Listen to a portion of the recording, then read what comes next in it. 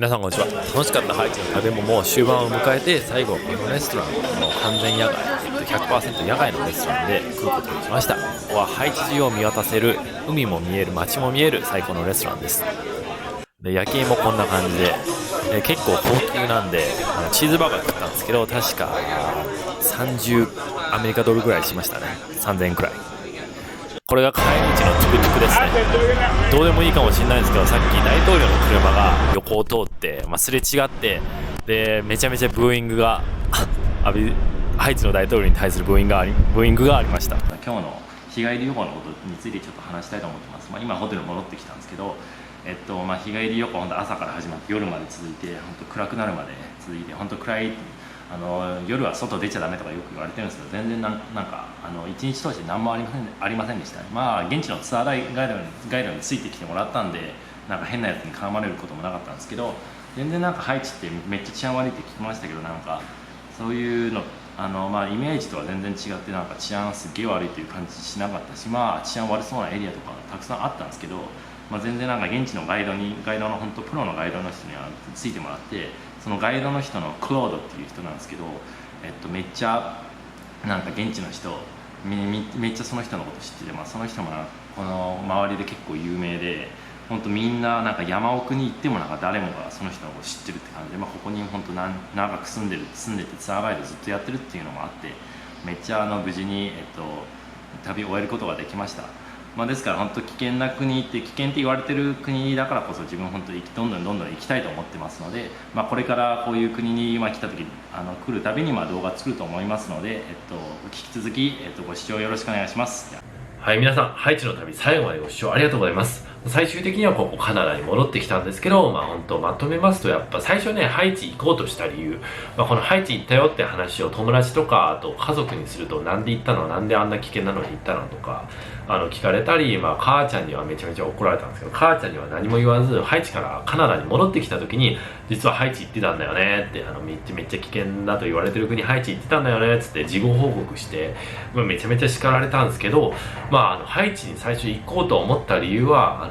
最初ね行く気なかったんですけど、僕ハイチの隣にあるドミニカ共和国に、本当同じ島にある国で、ドミニカ共和国の方のプンタカナとかそういうリゾート地回って普通にバカンス楽しみたいと思ったんですけど、なんかハイチ共和国名前だけ聞いたことがあって、本当どこにあるか意識したことなかったんですけど、今回ドミニカ共和国行くってなって地図見てみたら、隣にハイチ共和国があって、本当ハイチ共和国といえば地震があって、で2010年に地震があって、でいろんな大きな被害を受けて、で本当たくさんの人が亡くなってしまって、で観光業も潰されて、ホテル業とか観光業とかの完全に潰された、ちょっと治安が地震があってからより治安が悪くなったちょっと貧困国だと、聞いてて、本当あんまいい話聞いてなくて、で地球温暖化で一番最初に沈む国もハイチっていう、本当それくらいしか聞いてなくて、だからそういう国に行ってみたいなって思って、危険って言われてるのは分かってたんですけど、それはどうでもよくて、僕だってメキシコとかインドとか一応危険って言われてる国っちゃ国ですけど、そこにも行ったんですけど何もなかったんで、別になんか死んでももうあれだね、死んでもあれ満足で行く人生を送れたのかなって思ってるんで、別に死んだらどんまいっていう、本当そんな、軽い気持ちで行ったんで、軽い気持ちで行けてよかったなとは思いました。で本当新しい世界見てみたいなって思ったし、で観光客とかがあまり行かない国とか、本当あんま観光でメジャーじゃない国に行くのも僕趣味であったんで、行ってみようと思いました。で本当危ないなって思ったこと何度もありました。多分ね、自分ガイドがいなければいないで一人で行ってたら、何か、なんか犯罪に巻き込まれる可能性もあったかもしれないですよね。現地に行って現地に住んでる中国人とかアメリカ人とかドイツ人とかフランス人に話聞いてみたら、やっぱ長年住んでて結構事件に巻き込まれたことがあったらしいんですよね。なんか銃口を向けられて、で強盗されたりとか、お店のものが全部盗まれたりとか、あと NGO やってる方、本当国連と NGO の活動をやってる方はなんか、NGO の活動中になんかマシンガン持った集団に囲まれてお金盗まれたとか、そういうこと実際あったらしいんですけど、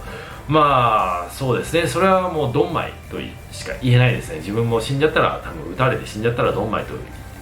しか言えないと思うんですけど、実際誘拐事件とか殺人事件も過去にはあったらしいんですけど、それは本当運次第ですかね。やっぱ運ですよ。だって日本に住んでてもカナダ住んでても死ぬことありますし、こんなめっちゃ安全だって言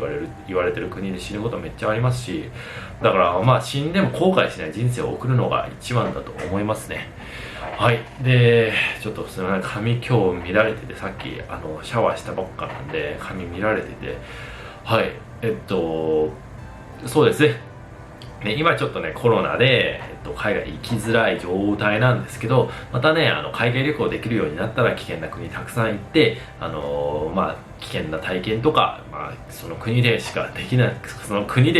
体験とか、そういうのしてみたいなと思ってます。ですから、もし皆さん治安の悪い国、治安がめちゃめちゃ悪い国とか都市で、評判高い、ちょっと日本語おかしいね。皆さんもし危険地帯とか危険な国知っていましたら、コメント欄でコメントしていただければ幸いです。で、最後にお伝えしたいのは、皆さんもぜひ危険な国に行ってみてください。ちょっとこれ無責任な発言だと捉える方もいると思いますけど、危険だと言われてる国に行って、そういういろいろな体験して、本当楽しいこととか、ちょっと怖いこととか体験することによって、やっぱこの世界に生きてるっていう実感が湧くんですよ。やっぱなんか自分も今カナダのトロントに住んでるんですけど、やっぱここで一つの場所でずっと毎日同じような日々を送ってたら、人生何も楽しみないじゃないですか。こんな安全でなんか平和で本当つまんない国とか都市にずっと本当年中ずっととどまってても、なんか何も刺激とかないじゃないですか。ですから人生には刺激が必要だと思うんですよ。だから刺激がない人生ほど後悔する人生はないと思います。ですから刺激を求めるためにも、ぜひ危険だと言われている国バンバン行ってみてください。自分みたいな体験してみてください。で、本当死んじゃったらドンマイっていう軽い気持ちで行ってください。でも人生に後悔する可能性がある人は行かないでください。今まで自分20歳なんですけど、はい。この20何年間生きてて本当、いろんな幸せなこともありましたし、辛いこともあったんですけど、人生本当満足してるんで、いつ死んでも後悔しない人生なんで、本当死んじゃったらドンマイっていう気持ち、自分のようなメンタリティを持ってる方だけ危険な国にぜひ行ってみてください。本当楽しいですよ。危険な国に行って危険な体験をするからこそ、やっぱ生きてる実感が湧くんですよ。やっぱ人生って刺激が必要っすよ。今コロナでなかなか海外旅行行けなくて、で海外旅行でテロにあって死ぬ人とかも減ってるんで、それはいいことかもしれないんですけど、やっぱリスクがない人生、危険がない人生、そんな人生つまんないですよね。ですから刺激を求めて危険な国、皆さんも行ってみてくださいということで、最後に熱い言葉を皆さんにお送りしました。自分で言うのもあれですけど、で動画楽しんでくれたらいいねボタンで、まだチャンネル登録されてない方はぜひチャンネル登録よろしくお願いします。それではさよなら。